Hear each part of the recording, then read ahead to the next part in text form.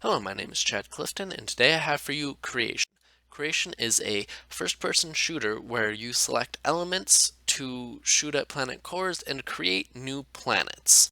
Now, the rules are very simple. You have to toggle between three elements to create a planet. You can either make solid planets, liquid planets, or gas planets. Solid planets are the easiest to make, while gas planets are the hardest to make in terms of how much time you have to spend on it. And if you add too much material to a planet, it will turn into a black hole, which will not only destroy the planet and decrease your score, but will destroy other surrounding planets.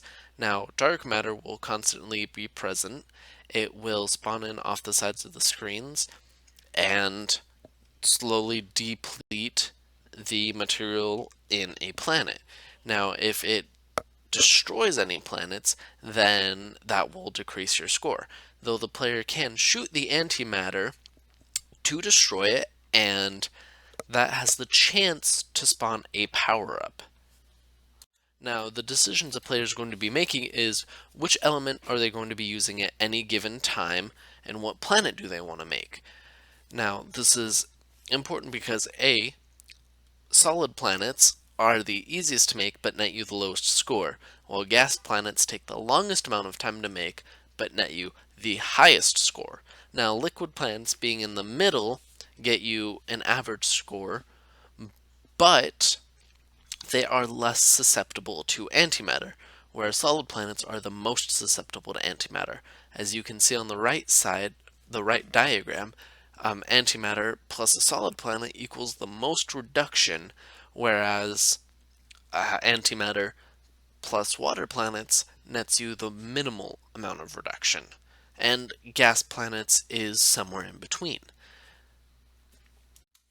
Now, the view is going to be a first-person view, and you're going to be watching all the action take place in front of you as planet cores spawn in, antimatter, and that's where all your resource management is going to be in creating planets and dealing with antimatter.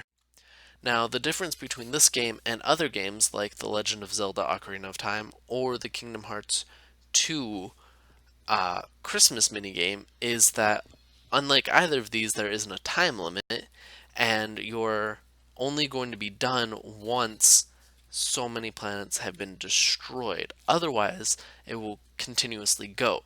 And while targets will spawn in similar to the Kingdom Hearts 2 game, it will be more spontaneous, whereas you can watch them spawn in Kingdom Hearts 2. As well as the antimatter will be a far different foe as opposed to the Kingdom Hearts foes that are constantly running around, where you can shoot antimatter to get rid of it, but more is just going to be spawning in.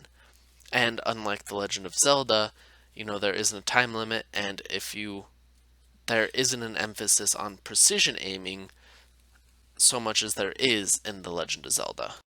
Now, the play is going to be target focused and decision focused. What are you going to shoot and when? And it's going to hopefully be immersive with the first person perspective. There may also be the potential for multiplayer where the amount of planets that can be destroyed is smaller, but after one person is done, the next person plays and their scores are compared. The risks are the dark matter coding. Coding it may prove to be difficult, but the real risk is going to be the level variety. Since it's space, there's only so much that you can do with that. Anyways, that is Creation, and I thank you for your time and hope you consider it.